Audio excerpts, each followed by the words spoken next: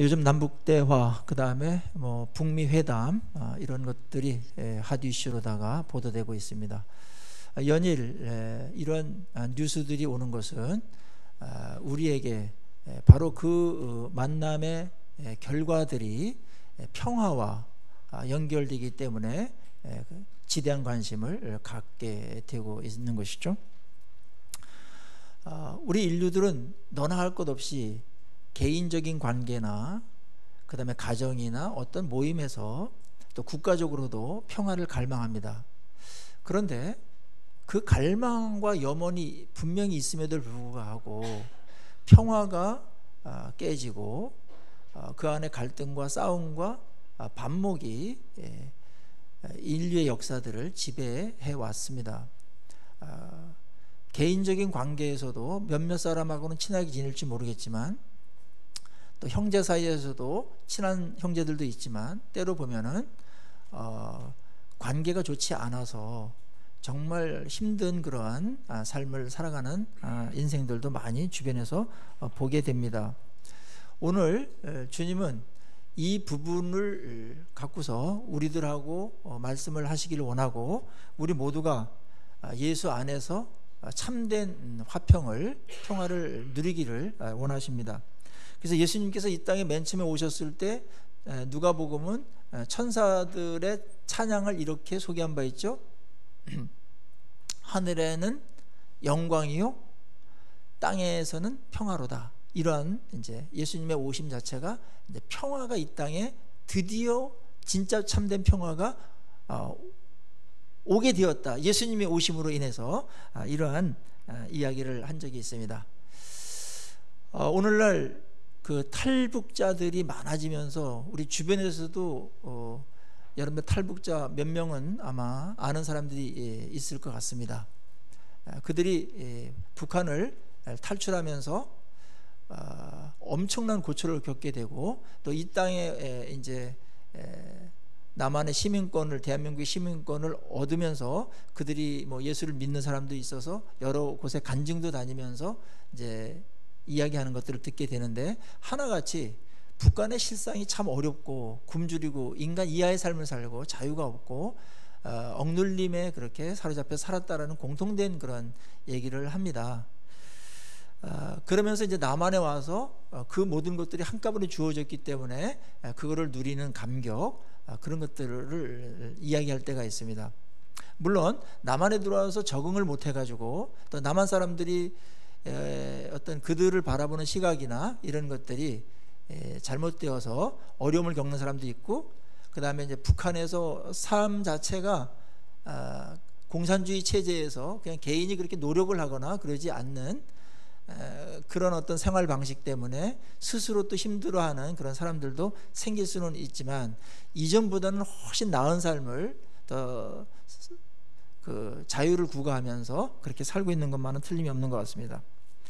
자, 오늘 제가 왜 이 말씀을 하냐면 우리 예수를 믿는 자들이 이전에 삶이 어떻는지에 대해서 많이 놓치고 있기 때문에 오늘 하나님께서 우리에게 주어진 그 은혜가 얼마나 엄청난 것이며 감격스러운 것이며 놀라운 것인가, 영광스러운 것인가, 축복인가, 이거에 대해서 놓칠 수 있기 때문에 오늘 바울은 이전의 삶과 또 오늘 지금 이제 예수를 믿고 산 삶을 대비시키면서 우리에게 주어진 이것이 얼마나 엄청난 것인가를 느끼도록 해주고 있습니다.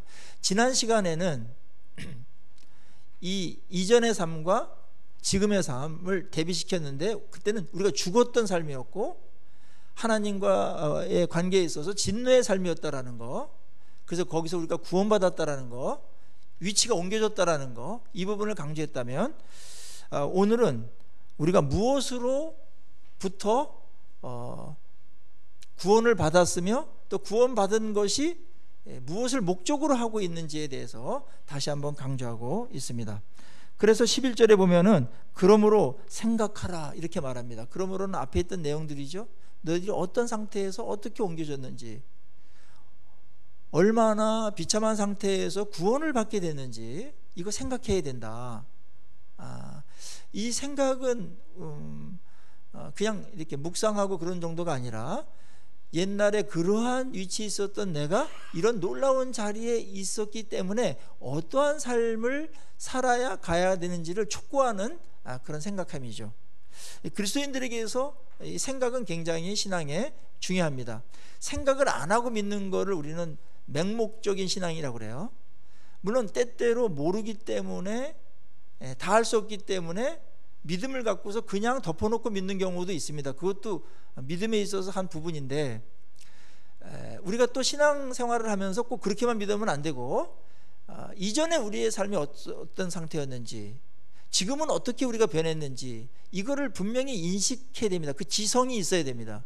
그래야 감사도 뿌리가 있고 근거가 있는 감사가 나오는 것이고, 그럴 때 오늘의 이 삶이 이게 그냥 주어진 게 아니라 엄청난 이 변화로다가 일어난 삶이네, 이거를 보면서 감사와 찬양이 더 넘치게 되고, 좀 어렵고 힘들더라도 찬양과 감사를 빼앗기지 않게 되죠. 그 삶이 얼마나 존귀한가를 인식할 때 행복지수도 높아지고, 자긍심이나 구원받은 자다운 삶이 거기서부터 또 나올 수 있게 되는 것입니다. 우리 남한에 있는 70대 이상 이렇게 되신 분들, 60대 이런 분들까지도 보면 굉장히 그 청소년 시절이나 요 초등부 시절 때, 이때 보면은 진짜 먹을 게 대부분 없었습니다. 보릿고기가 있었고 굉장히 힘든 삶이 삶 가운데 이렇게 찌들어 있었습니다. 누구도 거기로부터 자유롭게 되기가 참 힘든 상황이었습니다. 그게 10년, 20년, 30년을 간 겁니다. 그래서 그런 것을 경험했을 때, 또 6.25까지 경험하고 이런 분들은 우리가 얼마나 엄청나게 힘든 상황에서 오늘 이렇게 자유 대한민국에서 이 정도의 수준의 삶을 사는 것에 대해서 느낌이 다르죠. 그리고 감사하고 웬만한 어려움이나 이런 것들에 대해서 불평을 좀 덜 하게 됩니다. 그 현격한 차이를 경험했기 때문에 그런 것이죠. 그런데 우리 중학교 학생들이나 고등학교 학생들이나 이런 아이들 보면은 그걸 경험을 안 하고 그냥 태어날 때 이미 자유가 있었고 먹을 게 있었고, 뭐 안 먹으려고 그러면 그냥 엄마들이 쫓아다니면서 이렇게 먹이고 이랬기 때문에 이 먹는 거, 먹을 게 있다라는 거, 이게 얼마나 감사한 건지에 대해서 사실은 마음에 체득이 안 된 상태에 있습니다. 그러다 보니까 지금 주어진 이런 것들이 스토리를 모르니까 지금 있는 건 당연한 거고, 이거로부터 조금 좀 빠지거나 부족하면은 바로 불평이 나오고 원망이 나오고 감사하지 않고 이렇게 되는 상황이 벌어지게 되는 부분도 있죠. 신앙에서도 여전히 이런 부분이 있습니다. 예수를 믿기 전에 우리가 얼마나 엄청나게 불행한 상태에 있었는가, 비참한 상태에 있었는가, 결핍한 상태에 있었는가, 이거를 인식을 하고 구원받아서 오늘을 누리면, 오늘을 확인하면 감사할 게 그냥 그 안에 엄청나게 많이 들어가 있는 것이죠. 그래서 성경은 옛날에 그 비참했던 삶을 상기시키기 위해서 오늘 본문을 쓰고 있습니다.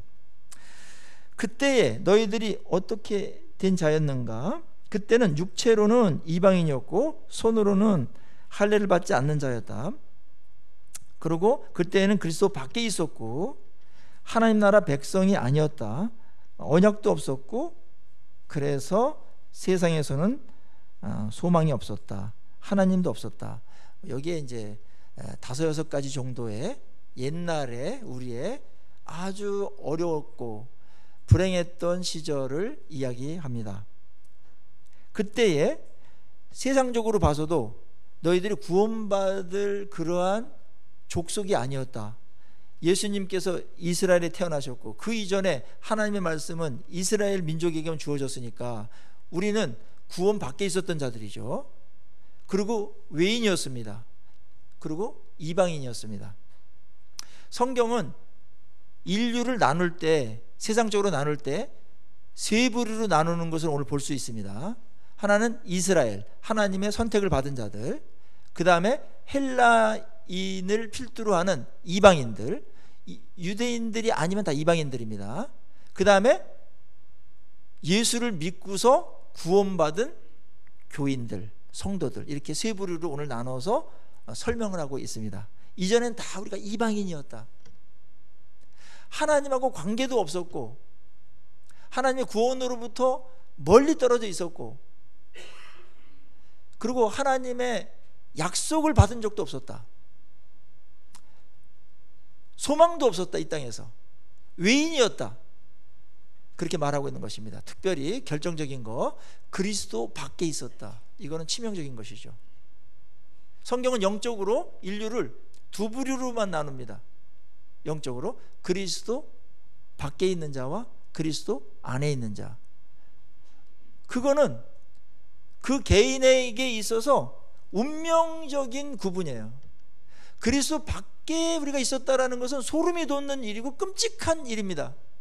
근데 그거를 우리는 실감 있게 경험을 못 해버렸기 때문에, 그리스도 안에 들어온 게 이게 얼마나 어마어마한 일이고 감사 넘치는 일이며 평생 두고두고 찬양해야 될 일인지에 대해서 느낌이 약할 수밖에 없죠.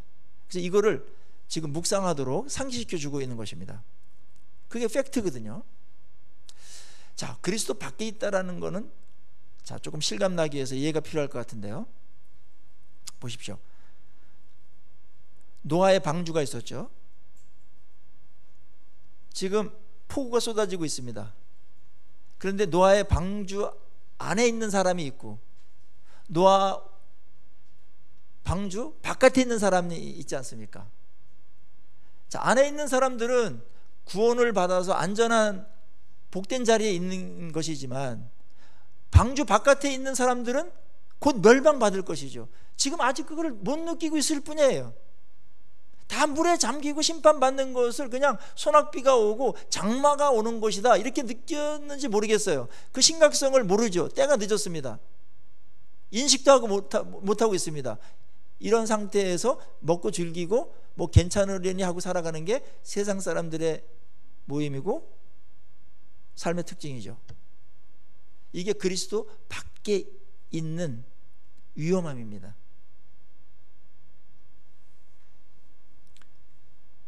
우리가 다 그리스도 밖에 있었어요.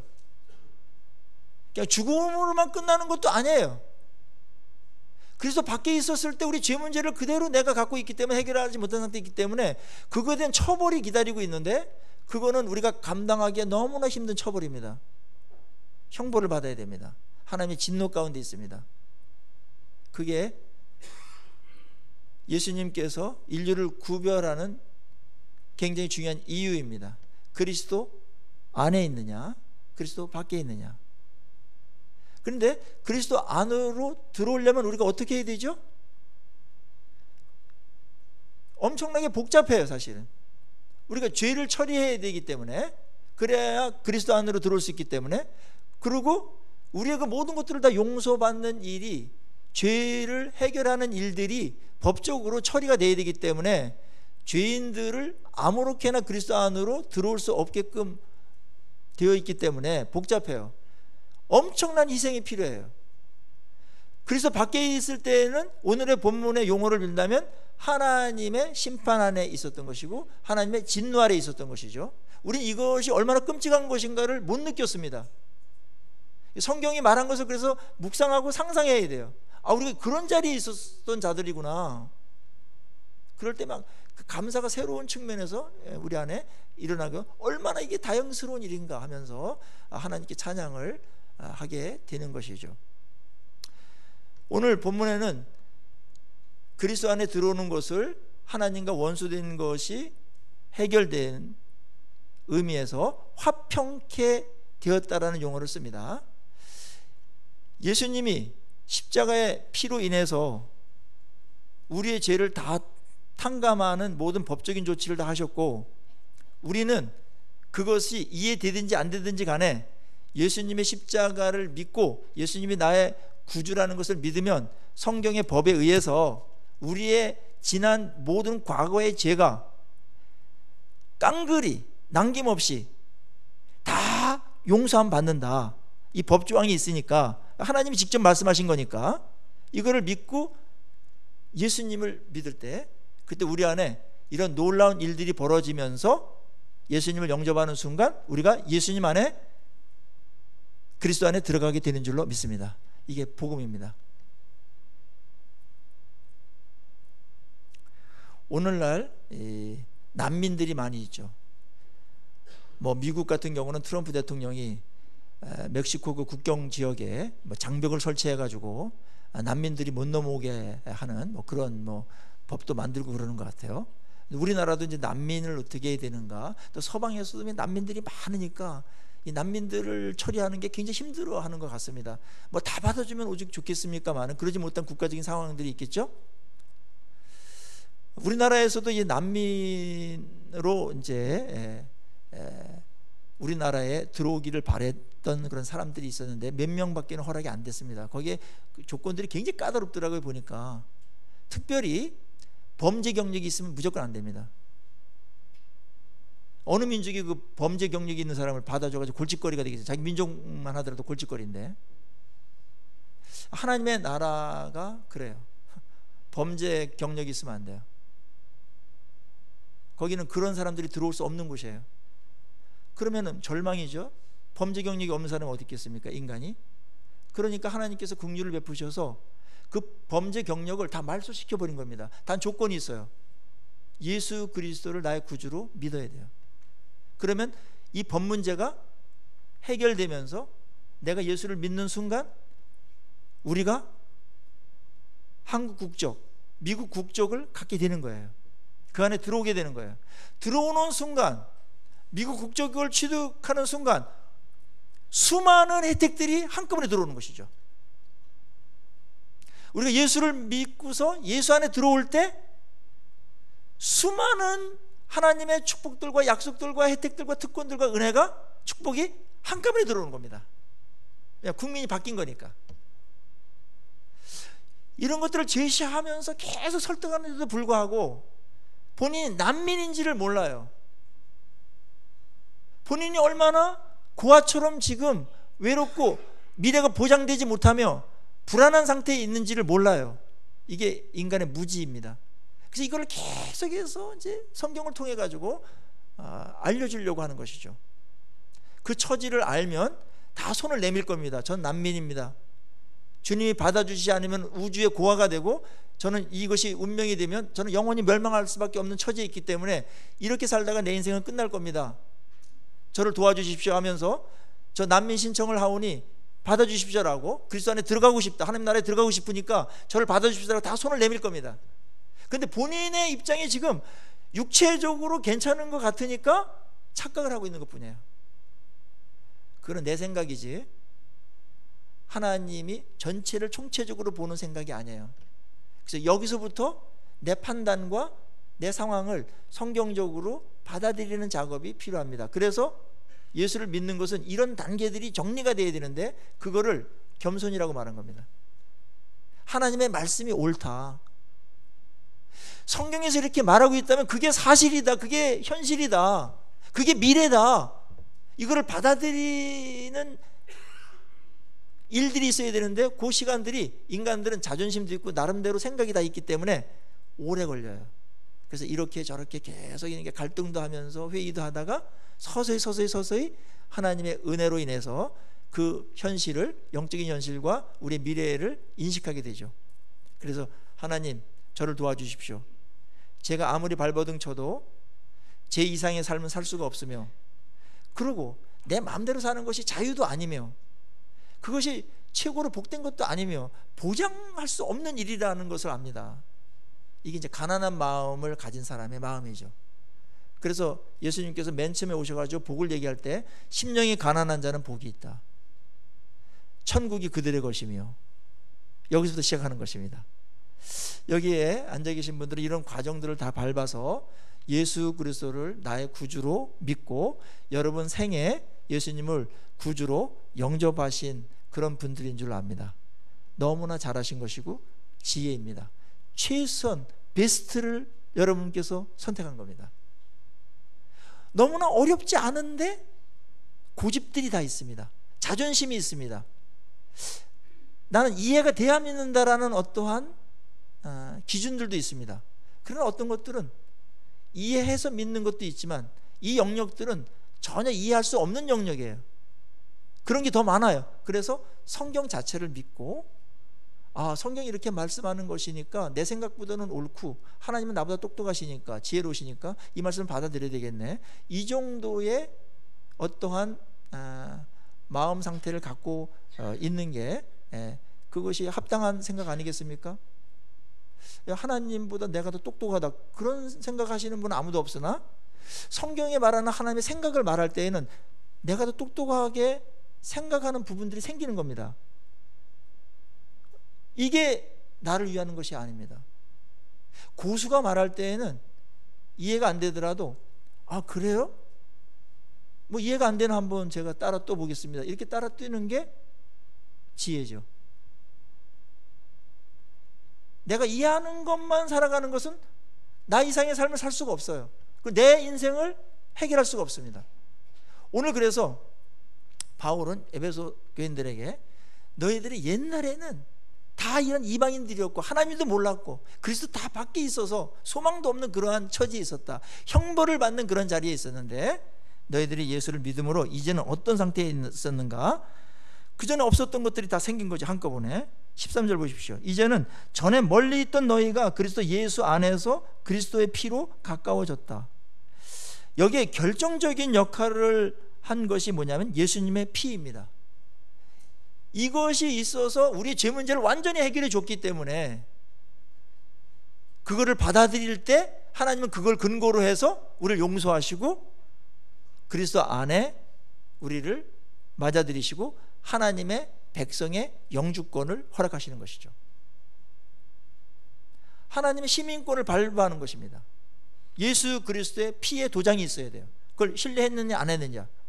다른 거는 그 사람이 많이 배웠냐, 뭐 많이 가졌냐, 뭐 잘생겼냐, 뭐 이 땅에 선한 일을 했냐, 그거는 아무런 참고사항이 되지 못해요. 어차피 죄인입니다. 죄가 얼마나 강력한 힘을 갖고 있는지 보세요. 어떤 사람이 100가지의 착한 일을 했다 하더라도 그 사람이 한 가지 범죄한 사실이 드러나면 바로 감옥에 갑니다. 충남지사로 있었던 사람, 뭐 이름을 다 아시겠지만 그분이 평소에 나쁜 삶을 살았던 건 아니에요. 뭐 민주화 운동도 하고 다른 사람도 돕기도 하고 국가를 위해서 한 일도 많았을 겁니다. 그래서 국민들로부터 신뢰를 얻어가지고 도지사까지 당선되어지고 대선 주자로서 차기 대선 주자로서 인류를 뭐 이렇게 예상했던 자입니다. 근데 그가 간통죄에 걸린 것이죠. 자기의 지위를 이용해서 여성을 범한 것이죠. 그게 드러나면서 그렇게 잘한 일들이 많고 많은 사람들도 지지하고 그랬지만 그 한 가지 죄 때문에 도지사직도 내려놓고 감옥에 가는 거 있는 겁니다. 1심에서는 뭐 무죄다 뭐 이렇게 하다가 2심에서는 어떤 증거가 나왔는지 유죄 판결을 받으면서 모든 게 끝났습니다. 죄가 이렇게 무서운 겁니다. 한 가지 죄입니다. 한 가지 죄로 인해서 그의 삶이 완전히 다 꾸겨져 버린 겁니다. 근데 사실 모든 인류는 저를 포함해서 모든 사람들은 한 가지 죄만 진 게 아니죠. 그걸 하나님이 다 낱낱이 기억합니다. 그냥 모르는 게 없으시니까. 이걸 우리 스스로 해결하려고 하면 다 절망입니다. 몇 번 죽어도 안 됩니다. 몇 번 십자가 못 박혀도 안 됩니다. 그랬던 우리라는 거, 이 인식이 필요합니다. 은혜는 여기서부터, 이 인식으로부터 시작됩니다. 우리가 그렇게 잘난 사람으로 있지 않았습니다. 물론 하나님의 형상이라는 기본적인 존중함은 있었지만 죄가 들어오면서 그 도지사처럼 비난도 받고 또 법에 의해서 처벌을 받고 이래야 되는 그런 자리에 있었던 것이죠. 예수 그리스도의 피로 인해서 이것이 탕감받은 것입니다. 그래서 우리가 이제 십자가를 얘기하고 거기에 대한 감사하고 이게 실제적으로 생생하게 느껴지는 사람들에게는 십자가가 없었으면 어떻게 할 뻔했나, 이거에 대해서 막 감사하고 다행이라는 생각을 하는 것이죠. 하나님께서 예수 그리스도의 십자가를 통해 가지고 막힌 담을 헐어버리셨습니다. 육체로 막힌 담을 헐었어요. 두 가지 면에서의 우리의 담이 있었습니다. 하나는 죄 때문에 하나님께 갈 수 없는 담이 있었고, 그 다음에 평행적으로는 사람들끼리 유대인과 이방인 사이에 실제적인 담이 있었어요. 그게 성전에 있었습니다. 성전에 이방인의 뜰이 있었고 성소에 들어갈 수가 없었어요. 요세푸스의 역사책을 보면은 성소가 있는데 거기 담이 있었다. 그건 성경에서도 인정하는 것이죠. 근데 그 이방인들이 이방인 뜰에만 있어야 되는데 그 유대인들이 들어오는 성소에 들어오지 말라는 이 라틴어와 헬라어로 쓴 글귀들이 있었는데, 그거를 경고를 무시하고 이방인들이 성소에 들어오면 어떤 일이 생겼는가? 거기서 살해를 당해도 본인 책임이다, 이렇게 되어 있습니다. 그만큼 유대인과 이방인들의 차이가 아주 현저했어요. 그게 담이었어요. 인간이 하나님께 나아갈 수 없는 담이 있고, 그 다음에 유대인들과 이방인들의 담이 있었어요. 그거를 예수님께서 오셔가지고 육체로 그 담을 허물어 버리셨다. 죄를 없이 하셨고, 모든 이스라엘 사람이든지 무슨 흑인이든지 동양인이든지 상관없이 하나님의 피로, 하나님의 은혜로다가 예수님의 공로로, 피의 공로로 이제 하나가 되고 차이가 없는 하나님의 식구가 되고 하나님의 백성이 되고 하나님의 자녀가 됐다, 그겁니다. 근데 이 이야기가 우리는 실감이 안 나요. 지금도 보니까 실감을 그렇게 감격적으로 받아들이지 않고 그랬나 봐요, 이렇게 들으시는 것 같은데, 당시에 이 이야기는 충격적인 일입니다. 유대 문화에서는 특별히 이스라엘 백성이나 또 하나님의 백성이 되고자 했던 이방인들, 가고 싶어도 못 갔던 그런 사람들에게는 이게 얼마나 엄청난 혁명적인 일인지 그 사람들은 그걸 그냥 신선한 충격으로 받아들였던 것이죠. 새 시대가 열린 겁니다. 자, 그러면서 바울은 우리가 개인적으로 이렇게 하나님께 나가게 됐고 구원받게 됐다, 거기서 끝나지 않습니다. 오늘 본문은 뒷부분에 더 비중이 있는데, 다음 주일 같이, 자, 하나님께서 우리를 개인적으로 구원하시려면은 교회에 이렇게 모이게 할 필요가 없죠. 그냥 예수님 영접하고 예수님 믿고 죄사함 받고 바로 하늘로 직행해도 상관이 없습니다.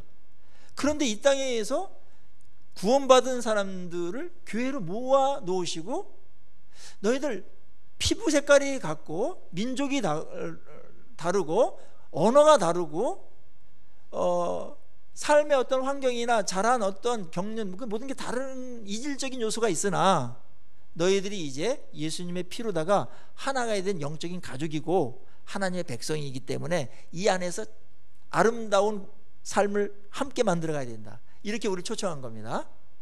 자, 오늘날 개인주의 시대가 팽배하면서 개인 구원은 강조하고 있는 것 같은데 공동체성이 굉장히 약해졌어요. 옛날에는 국가 자체가 공동체 위주로 먼저 갔습니다. 국가를 먼저 위해야 된다. 그래서 애국지사들도 많이 나왔죠. 그래서 그 영향이 교회에도 있었어요. 교회가 중요하다, 공동체가. 요즘도 그런 게 없는 것은 아니나 옛날보다 많이 약해지고 있다는 겁니다. 개인주의적인 시대 사조가 있기 때문에. 그래서 예배를 드리고 구원받는 어떤 삶에 있어서 개인적인 것만 많이 추구해요. 그것이 성경에 허락한 것들이 많이 있어요. 그런데 오늘 바울은 글로 끌고 가지 아니하고 개인적으로 받은 은혜와 축복들이 많이 있으나 우리에게 또 다른 구원의 목적이 있는데, 개인 구원과 함께 예수를 믿는 하나님의 백성들이 이 땅에서 하나가 되고 한 공동체로 빛되게 서로 세워지면서 살아가는 것, 이게 너희들을 부르신, 구원해내신 또 다른 목적이다. 개인적인 목적이 있고 공동체적인 목적이 있다는 겁니다. 왜 하나님께서는 우리를 이렇게 모아놓으셨을까요? 서로 언제 봤다고 알지도 못하는 사람들끼리 알면서 친하게 지내고 서로 세워주고 관심을 가져주고 기도해주고 도와주고 아끼면서 그렇게 살도록 왜 하셨을까요? 그거는 하나님 아버지의 당연한 마음이에요. 개인적으로 그렇게 살아도 그것도 의미가 있으면 반쪽짜리입니다. 교회 안에서 하나님의 자녀된 자들이 모여서 어떻게 사는가를 보여주는 거, 그게 하나님의 영광을 드러내는 것이고 세상에 그것이 도전이 되는 것이죠. 세상은 이질적인, 그 다음에 어떠한 차이점, 그런 것들을 부각시키면서 진정한 교제가 안 됩니다. 이해관계가 얽혀 있어요. 그 다음에 인간의 죄성이 있어서 자기 중심적인 그런 것들이 해결되지 않고 있기 때문에 연대감이 약해요. 친한 사람들을 보면은 연대감이 있는데 같은 지역이나 무슨 뭐 이웃이다, 그 다음에 뭐 공동 이익을 추구한다, 이런 연대감들이 있는데 그건 언제 깨질지 모릅니다. 약합니다. 자, 세상에서 가장 강력한 연대감은 뭐냐면 육신의 피입니다. 그래서 자녀들에게 굉장한 연대감이 있죠. 헤어질 수가 없습니다. 끝까지 갑니다. 끝까지 사랑하면서 갑니다. 네. 그 다음에 형제들, 피를 나눈 형제들이죠. 자매들이죠. 서로 그 연대감 때문에 어떻게든지 잘 지내려고 애를 씁니다. 그게 가장 강력한 거예요. 근데 3촌, 뭐 4촌, 5촌 넘으면 뭐 그렇게 연대감이 강하지 않아요. 그리고 형제들도 이해관계가 얽히면 피를 나눈 형제가 왼수가 되고 서로 미워지고 싸우는 관계들도 우리는 많이 봅니다.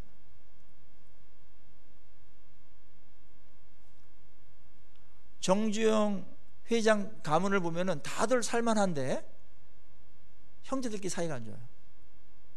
롯데그룹도 그런 것 같습니다.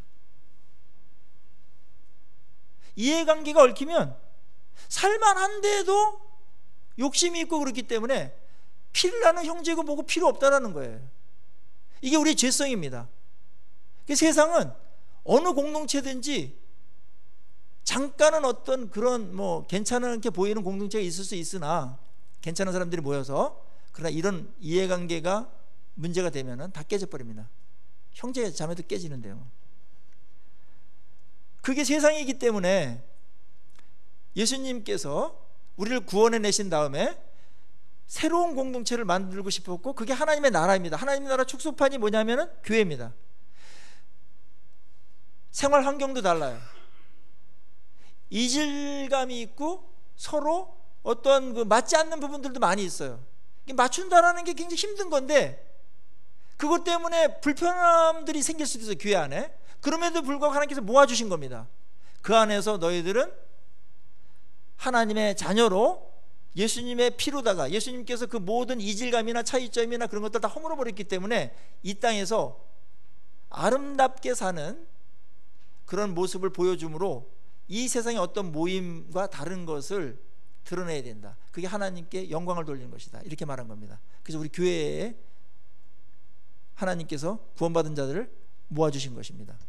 자, 이 부르심을 우리 잘 생각을 해야 됩니다. 그게 구원의 완성이에요. 물론 이 땅에는 우리가 아무리 노력하더라도 교회도 인간이 모이고 아직 우리 미성숙한 부분이 있고 여전히 죄성과 싸우는 부분이 있기 때문에 이러저런 우여곡절이 있을 수 있으나, 처리하는 부분에 있어서, 태도에 있어서, 근거에 있어서 세상과 전혀 다릅니다. 예수님께서 그 막힌 담을 다 헐어버리셨다는 거예요. 세상은 얼마나 패거리문화인지 모릅니다. 자기가 이익을 혼자 추구하지 못하니까, 힘이 없으니까 그냥 이익 집단끼리 모여가지고 이합 집산으로다가 흐트러뜨 헤어졌다는 게 정치판에 늘 있지 않습니까? 국가도 그렇습니다. 어제의 적이 국가 이익만 된다면 오늘의 우군이 될 수 있습니다. 대표적인 예가 일본과 미국 사이입니다. 우리나라와 베트남 사이도 이제 좋아지고 있죠. 국제 정세가 사실 어떻게 돌아갈지는 모르는 겁니다. 다 자국을 위해서 그렇게 하지, 무슨 남의 나라를 위해서 하는 것처럼 그것은 명분이고 정치적인 발언에 불과한 것이고, 어떻게 돌아갈지 아무도 모르는 겁니다. 그렇지만 교회는 그렇지 않다. 하나님의 아버지 되시고 여러분들을 다 사랑하셔가지고 자녀를 묶어주셨다. 강력한 연대감이 우리에게 있습니다. 오늘 연대감 두 가지를 얘기하는데, 하나는 뭐냐면 그리스도의 피라는 것입니다. 세상에서 가장 강력한 피가 부모의 피죠. 조상들의 피입니다. 그 연대감 엄청나게 세더라고요. 저도 그 전이 이씨 가문 그 문중에 가면은 굉장히 세자 돌림이 아주 높아요. 확률이 엄청나게 높아요. 이현세, 이문세 다 같은 확률인데, 그 딱 가면은 나이 드신 분도 아유 아저씨 오셨습니까? 이렇게 하면서 하시고, 여기 확률이 높으니까. 그리고 어디 가서 뭐 어서 앉으시라고 그러고 금방 이렇게 친해지는 그런 것들이 있더라고요. 그래서 같이 생활하거나 뭐 그러지는 않아요. 자, 피해 연대감 우리나라 유난히 세죠. 그런데 이 피해 연대감보다 더 센 게 있다. 그리스도의 피로 우리가 함께 묶인 것입니다. 예수 그리스도의 피로. 이거 엄청난 것이죠. 그러면 이게 이론적으로 그렇게 말하는 거냐? 그게 아니고 실제 그런 거 확인해 봐야 될 거 아닙니까? 저는 피를 나눈 형제들도 있고 조카들이 있습니다. 사촌들도 있습니다. 형제들은 제가 보니까 마음에 어떤 애정이나 어떤 피의 연대감은 있지만은 어렸을 때는 굉장히 영향력을 많이 줬는데 지금은 뭐 거의 영향을 주지 않는 상태에 있는 것 같아요. 그냥 명절 때 만나고 가끔 또 대소사 때 만나고, 그래서 대소사 일이 있으면 함께하는 그 정도입니다. 뭐 사촌 넘어가면은 뭐 한 3년에 한 번 볼까 뭐 이렇게 되는 사람들도 많은 것 같고요. 그래요. 얼만큼 만나는가, 얼만큼 연대감이 센가가 우리의 삶에 영향을 주고 있는 거 아닙니까? 그 관계가 우리의 삶을 형성하는 것이죠. 그게 삶 자체입니다. 근데 우리 교회 우리 성도님들, 교인들 한번 봅시다. 주일날 우리가 스쳐 지나갈 때도 있고 그렇지만 얼굴을 만나면서 모이고 보잖아요. 인사도 하고. 여러분 1년에 50번씩 이렇게 뵙는 친척 있습니까? 없어요. 이렇게 많은 시간을 보내는 친척이 있습니까? 서로 영향을 주면서 주고받으면서 또 이야기하면서 많은 대화를 나누는 그런 친척이 있습니까? 없습니다. 세계 어디도 없습니다. 교회가 유일합니다. 실제적으로 교회에 예수님의 피로다가 묶은 하나님을 한 아버지라고 부르는 자들의 이 만남이 실제적으로 보는 내 인생에 있어서 대부분의 영향을 끼치고 있지 않습니까? 하나님께서 그렇게 묶어준 것이고, 우리도 그러한 연대감이 있으니까 알지도 못했던 자이지만 또 관심을 가질 필요도 없는 자였지만 예수를 믿으면서 한 가족이 되면서 한 공동체에 있으면서 엄청난 관심을 갖게 됩니다. 그 사람을 축복해주고 싶고 성공시켜주고 싶고 더 잘되게 해주고 싶고 어려운 일을 있으면 돕고 싶고 아파하고 뭐 좋은 일 있으면 기뻐하고, 이거는 친척 이상이에요. 우리가 기도할 때 보면은 누구의 기도를 많이 하는가가 애정 순서일 수도 있습니다. 많은 경우에 관심 사일 수도 있죠. 제 기도의 목록을 가만히 보면 새벽 기도나 언제 할 때 한 1시간을 한다면 45분, 50분 정도는 교회 성도들을 위해서 기도하는 모습을 발견했습니다.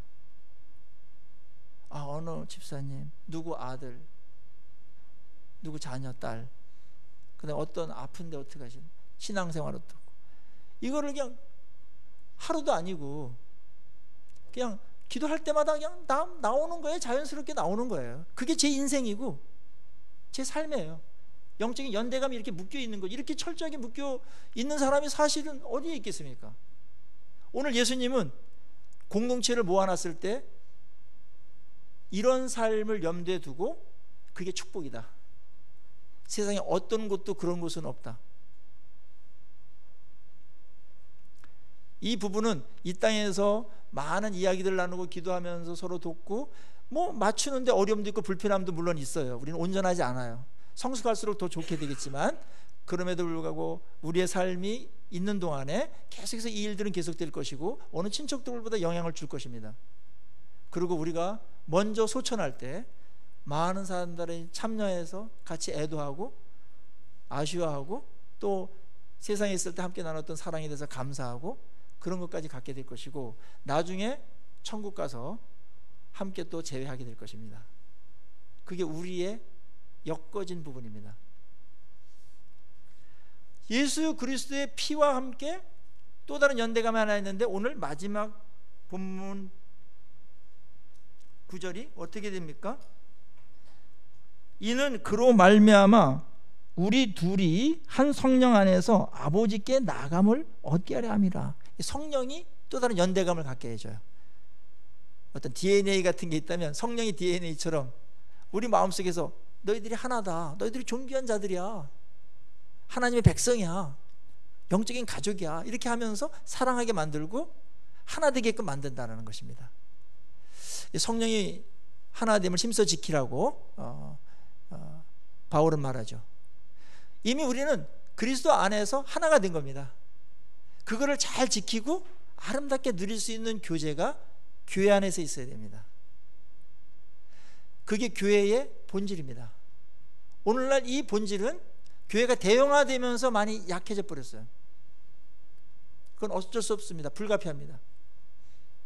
한 200~300명 정도, 그러면 그 모임이 서로 알면서 교제하면서 사돈의 8촌 정도가 아니라 한 3촌 정도, 형제 정도로다가 아주 긴밀한 어떤 관계와 관심을 가지면서 그렇게 지낼 수 있는데, 너무나 대가족이 돼버리면 그거는 인간의 한계가 있기 때문에 성경에서 요구하는 그 정도의 관계를 유지할 수 없습니다. 한국교회가 그러면서 약해진 겁니다. 왜냐하면 교제권에서 이탈할 수도 있고, 많은 사람들 사이에서 숨어서 누가 누군지도 모르는, 한 가족이라는데 얼굴도 모르고 이름도 모르는 사람들끼리 예배드렸다 흩어지고, 거기에는 많은 성령께서 우리에게 주시고자 했던 은혜가 새는 것이죠. 교회 안에 깊이 들어오면 많은 문제들을 만나게 되면서 힘들어하는 부분이 생길 수 있어요. 그러나 그럼에도 불구하고 교회의 교제권 속에 깊이 들어오는 것을 기피하거나 주저하지는 마십시오. 함께 풀어가면 됩니다.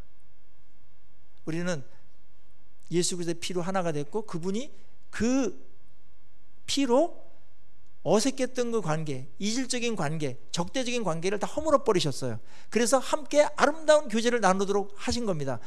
십자가의 의도입니다. 만약에 이것이 십자가의 의도인데, 구원의 목적이기도 한데, 교회의 사람들이 서로 분열하고 미워하고 세상적인 것 갖고서 서로 적대시하고 이질적인 어떤 것들 때문에 패를 나누고 그렇게 산다. 십자가의 의도에 반하는 겁니다. 오늘 그렇게 말했잖아요. 그 육체로 막힌 담을 하셨다고. 그렇게 엄청난 희생을 해서 하나 되고 잘 살으라고 했는데, 사랑하면서 반대 방향으로 그렇게 간다면 그거는 십자가의 의도에 정면적으로 충돌하는 것입니다. 물론 우리는 연약해서 어느 한때 어느 한 문제에 있어서 그런 일들이 우리에게 있을 수 있어요. 그것까지 말하는 거 아니에요. 그렇다고 해서 그것이 계속해서 진행되면 안 된다. 어떻게든지 빨리 해결을 하고 그 적대적인 마음이 친해지는 마음으로, 이질적인 것이 서로 이해하고 용납하는 마음으로 그렇게 받아들이는 것이 십자가의 의도다. 그런 면에서 우리는 개인적으로 구원받으나 철저하게, 우리의 신앙생활은 철저하게 공동체적이어야 됩니다. 공동체적이지 않은 것, 가난한 성도라든지 무교회주의자라든지 구원을 받을 수 있을지는 모르겠으나 하나님의 의도와 그림을 외면하는 것입니다. 그러면 교회가 힘이 없어져요. 하나님의 영광이 드러나지 않아요. 나의 인격도 자라지 않습니다. 함께 만들어가는 것이 얼마나 큰 축복입니까? 혼자 있으면 우주 안에 혼자 외로워요. 오늘 보십시오. 아까 우리 초등부 학생들이 여기서 찬양을 같이 하고 그랬을 때, 또 성경을 암송을 해서 입상을 하고 그랬다는 소식을 들을 때, 우리는 왠지 마음에 잔잔한 감동과 감사와 풍성함을 느낍니다. 따뜻함을 느끼고 소망을 느낍니다. 그렇죠? 함께 있는 축복들입니다. 우리 함께, 하나님께서 우리를 모아주셨습니다. 예수의 피로 우리 연대되어 있습니다. 성령께서 하나 되게 하시고 계속해서 하나 될 때 하나님이 기뻐하십니다. 우리가 서로 도와가며 사랑할 때 하나님 아버지가 가장 기뻐하시겠죠. 그것이 하나님께 영광 돌리는 또 다른 측면입니다. 오늘 구원받은 자로서 감사할 뿐만 아니라 구원받은 자를 불러서 교회로, 공동체로 하나 되게 하신 이 하나님의 의도를 우리가 알고 더욱더 우리 성도들을 사랑하고 아끼고 내가 관심 가지는 사람들이 점점 더 많아지고 점점 더 그 사랑의 관계가 아름답게 성장할 수 있도록 함께 힘쓰는 성령 안에서, 그리스도 안에서 우리 모두가 되기를 간절히 축원합니다. 같이 기도하겠습니다.